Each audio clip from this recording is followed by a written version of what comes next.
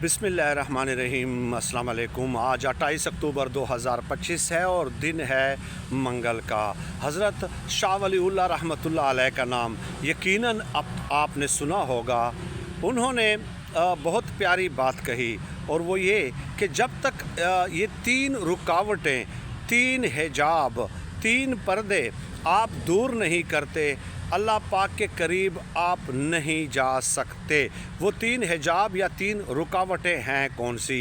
पहली रुकावट जो उन्होंने तस्करा फरमाया है वो ये कि हिजाब तबा, यानी कि अपने मिजाज का, अपनी तबीयत का हिजाब हटाना, इस रुकावट को अबूर करना। इससे मुराद ये क्या है कि आपको मालूम है कि झूठ बोलना गुनाह है, आपको मालूम है कि नमाज ना पढ़ना गुनाह है, आपको मालूम है कि ग़ीबत करना गुनाह है, लेकिन उसके बावजूद भी आप अटेम्प्ट ही नहीं करते कि ये गुनाह छोड़ दें।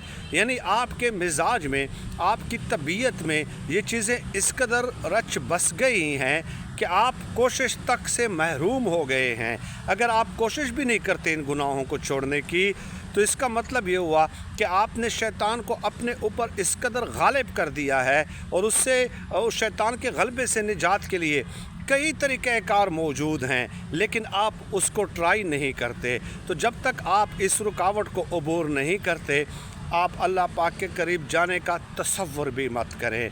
दूसरा जो उन्होंने बताया वो है हिजाब रसूम, कि यानी कि आप रसूम के इस कदर पाबंद हो जाएं कि अल्लाह और रसूल की बात को आप एक साइड पे रख दें और आप पूरी ज़िंदगी रसूमात का ताक़ुब करते रहें। आजकल के दौर में देख लेना, अब जो सोना है, गोल्ड, एक तोला जो है 4,50,000, 60,000, 70,000, 4,30,000, यानी कि ये वैल्यू उसकी फ्लक्चुएट करती रहती है डे टू डे, लेकिन 4 लाख से अबाव है। उसके बावजूद भी अगर बेटी की शादी करनी है तो 3 तोले सोना बना लें, 4 तोले सोना बना लें, यानी 15-16 लाख, 20 लाख का तो वो सोना बनाएंगे। ये क्या है? ये सब कुछ ये रसूम और रिवाज है कि लोग क्या कहेंगे यार, लोग क्या कहेंगे। आपकी बात दुरुस्त है कि खाना सादा होना चाहिए, लेकिन नहीं, हमने 4-5 किस्म की डिशेस जो है ना वो बनानी है। हमने एक दिन नहीं, मैंने ख़ुद देखा है, परसों एक शादी थी, गुज़श्ता 3 दिनों से उनका वलीमा चल रहा है। ये क्या है? नाम व नमूद की नुमाइश, रसूमात के पीछे भागना। यानी आप अल्लाह पाक की बात को बिल्कुल ही नज़रअंदाज कर रहे हैं। आप रसूम व रिवाज का ताक़ुब कर रहे हैं, उसको अडॉप्ट कर रहे हैं।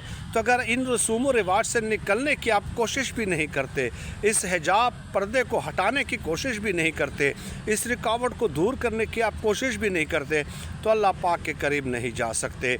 और तीसरी बात उन्होंने कहे कि हिजाब सुए फ़हम, यानी समझना, किसी इस्लाम को समझना, दीन को समझना।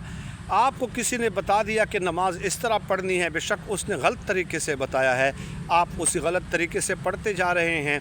आजकल के दौर में क्या मुश्किल है इस चीज़ को कंफर्म करना, क्रॉस चेक करना कि क्या ये मैं दुरुस्त तरीके से इस चीज़ को पढ़ रहा हूँ या नहीं पढ़ रहा।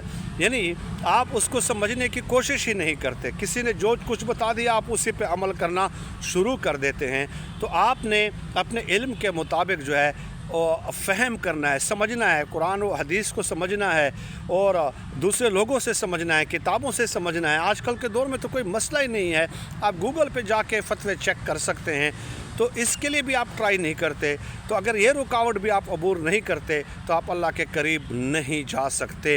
ये चंद बातें थी जो शाह वलीउल्लाह रहमतुल्लाह अलैह की किताब से मैंने पढ़ी और मैंने आपकी खिदमत में सदका जारिया की गर्ज से शेयर कर दी। आपका बहुत शुक्रिया, जज़ाकल्लाह।